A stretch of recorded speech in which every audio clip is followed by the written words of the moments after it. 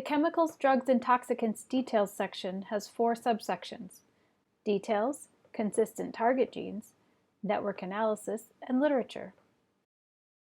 The Details section shows the chemical's name, identifier with a link to an external site with additional information, synonyms, related chemicals, and a brief definition of the selected chemical.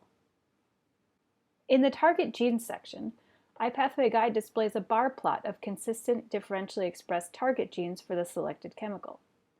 These are the differentially expressed genes downstream of the chemical whose fold change is consistent with its hypothesized activity, abundant or insufficient, and the sign of the interaction between the chemical and the target gene, activating or inhibiting.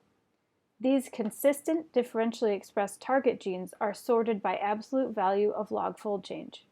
You may need to scroll to see all the values.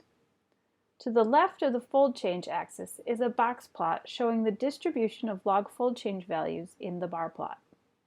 Clicking on any one of the genes in the bar plot will take you to the Genes tab, where you can find more information about the selected gene.